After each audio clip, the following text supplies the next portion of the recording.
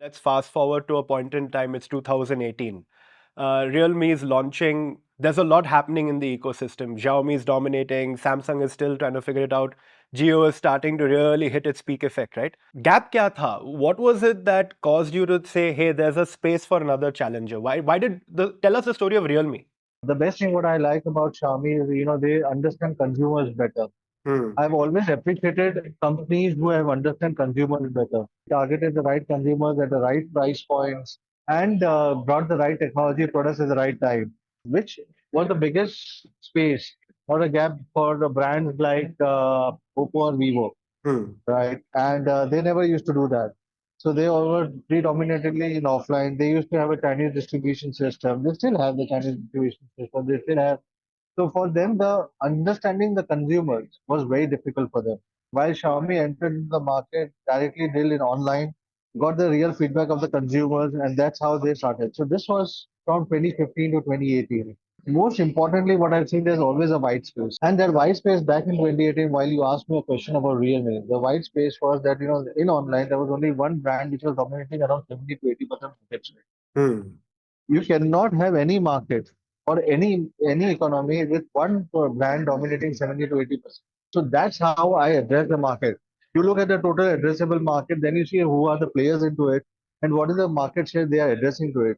And if they're addressing more than 50%, definitely there's a scope of getting into it and bridging that particular gap and making a space for yourself. I think it's one of the most successful, call it skunkwork project stories in India, right? So it starts with a group of people, entrepreneurial, 5 or 7 people, to create this challenger brand.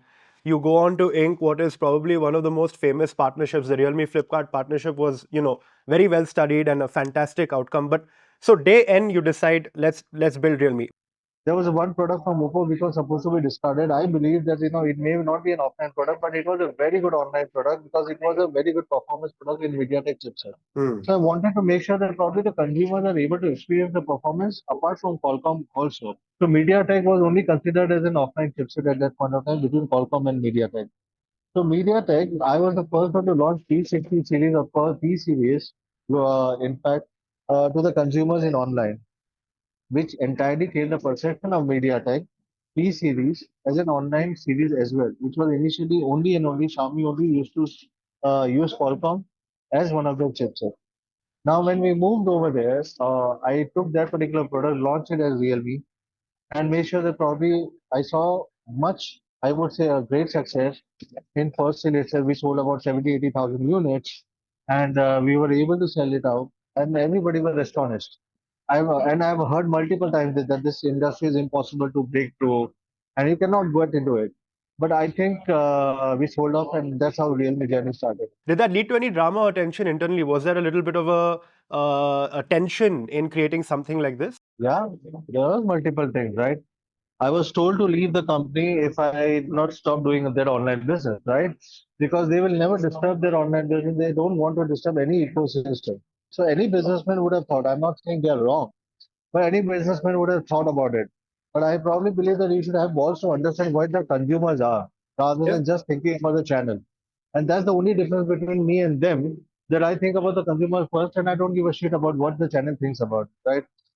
My budget was 8 crore rupees to launch a brand, launch a product, to establish a channel, and to make sure that probably I also use that as a part of my working capital, a bit of my working capital also.